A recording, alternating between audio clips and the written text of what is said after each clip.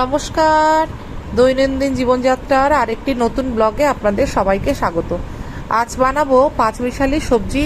রাতে লুচি বানাবো, লুচির সাথে এটা পরিবেশন করব।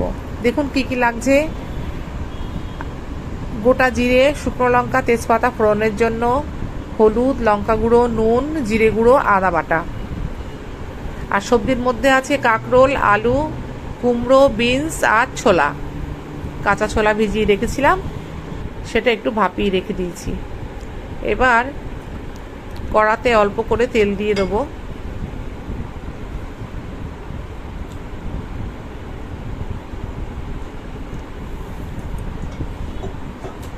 আমি খুব কম তেলেই রান্না করি, আপনারা আগেও দেখেছেন।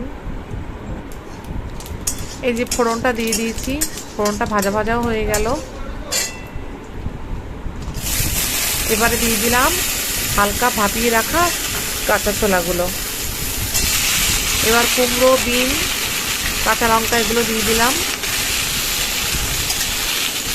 একটু কষিয়ে নেব। এবার দিলাম আদা বাটা।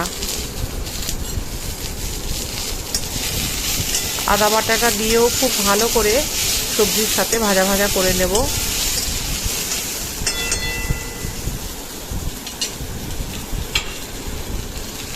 এবার একটু ঢেকে দেব, কারণ এই সবজিগুলো তো আগে থেকে ভাপিয়ে নেওয়া নয়, ওই জন্য যাতে ভালো করে সিদ্ধ হয়ে যায়।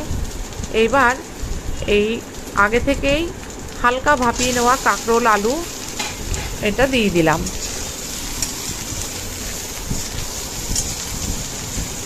খুব ভালো করে ভেজে নিতে হবে, আর আদা বাটাটা যেন সব সবজির সাথে ভালো করে মিশে যায়।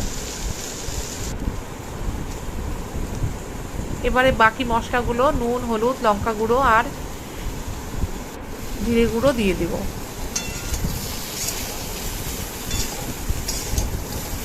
আপনারা বানিয়ে সবজিটা খাবেন, দেখবেন খুব ভালো লাগবে, খুব ভালো স্বাদ হয় তরকারিটার। লুচি, পরোটা, লাচ্চা পরোটা, রুমালি রুটি সব কিছুর সাথেই খুব ভালো লাগে খেতে। এই যে সবজিতে দেবো গরম জল, আগে থেকেই গরম করেই রেখেছিলাম, যতটুকু লাগবে প্রয়োজন মতো দিয়ে দেবো।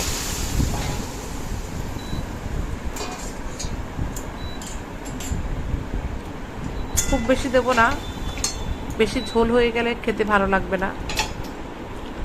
একটু মাখো মাখো হবে সবজিটা। আবারও ঢেকে দিলাম।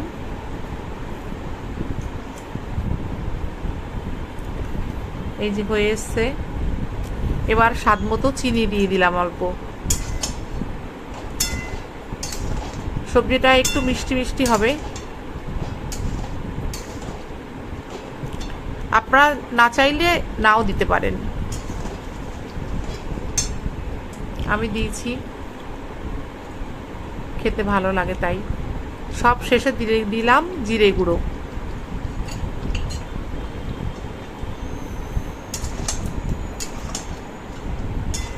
খুব ভালো করে মিশিয়ে নেব।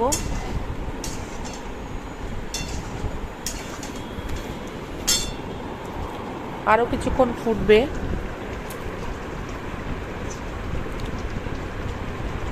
এবারে দেব অল্প একটুখানি ঘি। ঘিয়ের গন্ধটা খুব ভালো লাগে সবজিটাতে। এই যে দেখুন, সবজিটা ঢেলে নিয়েছি। কেমন লাগলো সবাই জানাবেন। আর এখনও যারা আমার চ্যানেলটাকে সাবস্ক্রাইব করেননি, প্লিজ সাবস্ক্রাইব করে পাশে থাকবেন।